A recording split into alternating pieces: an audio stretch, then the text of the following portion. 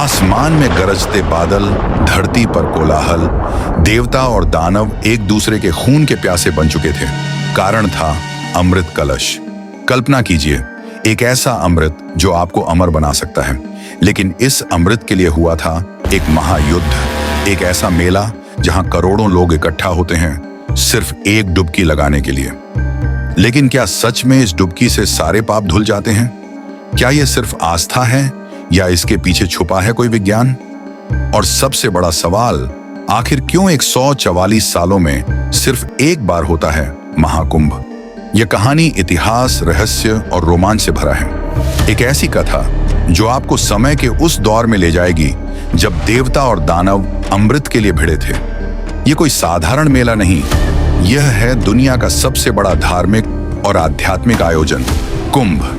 लेकिन सवाल यह है कि 2025 के प्रयागराज का यह मेला इतना खास क्यों है?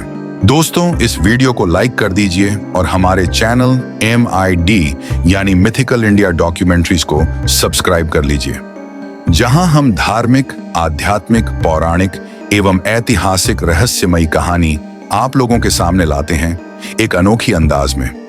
चलिए जानते हैं महाकुंभ मेला लगने के पीछे के रहस्य को। कल्पना कीजिए एक ऐसी दुनिया की जहां देवताओं और दैत्यों के बीच सत्ता का संघर्ष चरम पर था।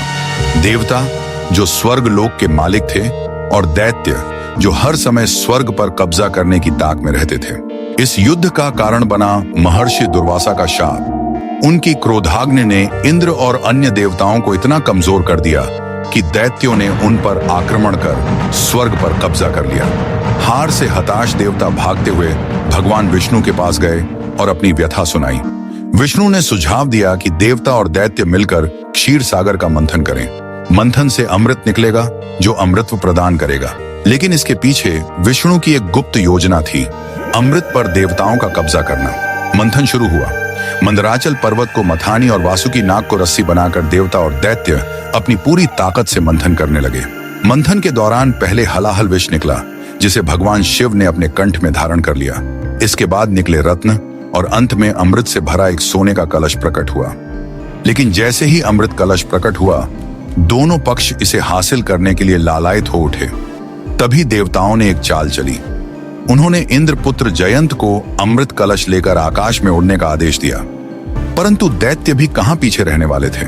उन्होंने जयंत का पीछा करना शुरू कर दिया। यह पीछा कोई साधारण पीछा नहीं था। यह आकाश में 12 दिनों तक चलने वाला भीषण संग्राम था। लोगों का मानना है कि देवताओं के 12 दिन मनुष्यों के 12 वर्ष के तुल्य होते हैं। अतएव कुंभ भी 12 होते हैं। उनमें से 4 कुंभ पृथ्वी पर होते हैं और शेष 8 कुंभ देवलोक में होते हैं, जिन्हें देवगण ही प्राप्त कर सकते हैं। मनुष्यों की वहां पहुंच नहीं है। लेकिन इस संघर्ष के दौरान कलश से कुछ अमृत की बूंदें गिर गईं। अब सवाल यह था कि ये बूंदें कहां गिरीं और उनका क्या प्रभाव हुआ। यह रहस्य जानेंगे आगे। मान्यता है कि आकाश में लगातार चलने वाले उस भीषण युद्ध के दौरान पृथ्वी के 4 विशेष स्थानों प्रयाग, हरिद्वार, उज्जैन और नासिक पर जयंत ने अमृत कलश को बचाने की कोशिश की। जिस समय अमृत कलश की बूंदें पृथ्वी पर गिरीं, उस क्षण को दिव्य क्षण माना गया। कहा जाता है कि ये बूंदें प्रयाग, हरिद्वार, उज्जैन और नासिक में गिरी। इन स्थानों पर गिरने वाली अमृत बूंदों ने वहां की नदियों को पवित्र और अमृतमय बना दिया। लेकिन अमृत का गिरना महज एक संयोग नहीं था। यह घटना ब्रह्मांडीय गणनाओं से जुड़ी थी। ज्योतिष के अनुसार जब सूर्य, चंद्रमा और बृहस्पति ग्रह विशेष राशियों में प्रवेश करते हैं, तब इन स्थानों पर कुंभ योग बनता है। यह योग दुर्लभ और दिव्य होता है। इसी मान्यता के अनुसार कुंभ का मेला पौष पूर्णिमा के दिन आरंभ होता है और मकर संक्रांति इसका विशेष ज्योतिषीय पर्व होता है। मकर संक्रांति के होने वाले इस योग को कुंभ स्नान योग कहते हैं और इस दिन को विशेष मंगलकारी माना जाता है, क्योंकि ऐसा माना जाता है कि इस दिन पृथ्वी से उच्च लोकों के द्वार खुलते हैं और इस प्रकार इस दिन स्नान करने से आत्मा को उच्च लोकों की प्राप्ति सहजता से हो जाती है। यहाँ स्नान करना साक्षात स्वर्ग दर्शन माना जाता है। अब सोचिए, क्या यह महज एक धार्मिक विश्वास है या इसके पीछे कोई वैज्ञानिक तर्क भी छिपा है? माना जाता है कि उस समय इन नदियों के जल में अद्भुत औषधीय गुण आ जाते हैं। ये गुण सूर्य और चंद्रमा की किरणों के प्रभाव से उत्पन्न होता है। लेकिन यह सब कैसे संभव हुआ? क्या ग्रहों की स्थिति सचमुच अमृतमय जल का निर्माण कर सकती है, या यह किसी पौराणिक कथा का हिस्सा है? इन सवालों का जवाब देने के लिए हमें गहराई में जाना होगा। और जब हम अमृत की इस रहस्यमयी कहानी की गहराई में जाएंगे तो हमें एक और चौंकाने वाला रहस्य मिलेगा। इस अमृत की रक्षा सिर्फ ग्रह नक्षत्रों ने नहीं की थी, बल्कि भगवान विष्णु ने भी मोहिनी रूप धारण कर अमृत का वितरण किया। मगर क्या यह योजना सभी को संतुष्ट कर पाई, या इसमें छिपा था कोई और षड्यंत्र? जानेंगे मोहिनी के रहस्य। देवता और दैत्य दोनों ही अमृत पाने के लिए व्याकुल थे। तभी भगवान विष्णु ने मोहिनी का रूप धारण किया। मोहिनी का सौंदर्य इतना अद्भुत था कि दैत्य भी उनकी ओर आकर्षित हो गए। विष्णु ने चालाकी से अमृत को बांटने की जिम्मेदारी अपने ऊपर ले ली। उन्होंने कहा, मैं सभी को न्यायपूर्वक अमृत बांटूंगी, लेकिन शर्त यह है कि आप सभी मेरी बात मानेंगे। दैत्य उनकी बातों में आ गए और शांत होकर बैठ गए। मोहिनी ने चालाकी से अमृत को सिर्फ देवताओं को बांटना शुरू किया और दैत्यों को धोखा दे दिया। जब दैत्यों को इस छल का पता चला, तब तक बहुत देर हो चुकी थी। अमृत देवताओं के पास पहुंच चुका था, लेकिन इस पूरी प्रक्रिया के दौरान दैत्यों ने अमृत की कुछ बूंदों को पुनः प्राप्त करने की कोशिश की। यही कारण है कि अमृत बूंदों के गिरने की कहानी 4 स्थानों से जुड़ गई। देवताओं ने अमृत प्राप्त कर अमृत हासिल किया और दैत्यों को पराजित किया। लेकिन क्या यह सचमुच अंत था, या फिर अमृत की इस कहानी के पीछे कोई और गहराई छिपी है? इस रहस्यमय यात्रा का सबसे बड़ा सवाल यह है कि जो अमृत बूंदें गिरी थीं, उनका प्रभाव आज भी क्यों महसूस किया जाता है?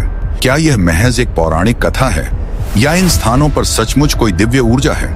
यह सवाल आज भी निरुत्तर है, और यही इस कहानी को रहस्यमय बनाता है। कुंभ पर्व हर 12 साल में उन खास ग्रह स्थितियों में मनाया जाता है जब बृहस्पति, सूर्य और चंद्रमा विशिष्ट राशियों में प्रवेश करते हैं। ज्योतिषियों का मानना है कि इन दिनों गंगा, शिप्रा और गोदावरी जैसी नदियों का जल अमृतमय हो जाता है। इसलिए करोड़ों श्रद्धालु कुंभ मेले में शामिल होते हैं। वे इन पवित्र नदियों में डुबकी लगाते हैं, क्योंकि यह माना जाता है कि ऐसा करने से उनके सारे पाप धुल जाते हैं और आत्मा पवित्र हो जाती है। कुंभ के आयोजन में एक और रहस्य छिपा है, महाकुंभ। हर 12 साल में एक पूर्ण कुंभ होता है, लेकिन जब 12 पूर्ण कुंभ पूरे हो जाते हैं, तब 144 वर्षों में एक बार महाकुंभ का आयोजन होता है। ये ऐसा आयोजन है जिसे पृथ्वी पर सबसे बड़ा धार्मिक और आध्यात्मिक पर्व माना जाता है। महाकुंभ का महत्व केवल ज्योतिषीय या पौराणिक दृष्टि से नहीं है, बल्कि यह आस्था और एकता का संगम भी है।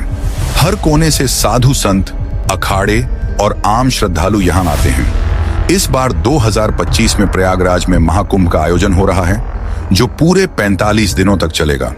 जरा सोचिए, 2025 का यह मेला महाकुंभ का मेला है, जो 144 साल बाद लग रहा है। यानी अगला महाकुंभ का मेला फिर 144 वर्ष बाद लगेगा। पता नहीं तब तक हमारी कितनी पीढ़ियां गुजर जाएंगी। मतलब यह हमारा सौभाग्य है कि हमारे दौर में महाकुंभ मेला का आयोजन हुआ है। इसीलिए यह मेला बहुत खास है। यहाँ हर दिन का महत्व है, लेकिन खास तौर पर मकर संक्रांति, पौष पूर्णिमा, मौनी अमावस्या जैसे विशेष स्नान पर्वों पर लाखों लोग संगम में डुबकी लगाने आते हैं। ऐसा माना जाता है कि इन दिनों में नदियों का पानी अमृतमय हो जाता है, और जो इस दौरान स्नान करता है उसे मोक्ष की प्राप्ति होती है। कुंभ मेला न केवल एक धार्मिक आयोजन है, बल्कि यह भारत की विविधता, एकता और आध्यात्मिकता का प्रतीक है। यहाँ आने वाले हर श्रद्धालु को ऐसा अनुभव होता है मानो उसने अमृत के दर्शन कर लिए हों। कुंभ मेला केवल एक आयोजन नहीं है, बल्कि यह भारत की आध्यात्मिक यात्रा, पौराणिक कथाओं और वैज्ञानिक सोच का अद्भुत संगम है। यही कारण है कि इसे अमृतत्व का मेला कहा जाता है। तो मित्रों, क्या आप भी इस अद्भुत महाकुंभ का हिस्सा बनना चाहेंगे? और क्या आप मानते हैं कि यहाँ स्नान करना आत्मा को मोक्ष दिला सकता है? अपनी राय हमें जरूर बताएं। वीडियो अच्छा लगा हो तो इसे लाइक करें और हमारे इस चैनल MID यानी मिथिकल इंडिया डॉक्यूमेंट्रीज को सब्सक्राइब करें। मिलते हैं अगली रहस्यमय धार्मिक कहानी के साथ।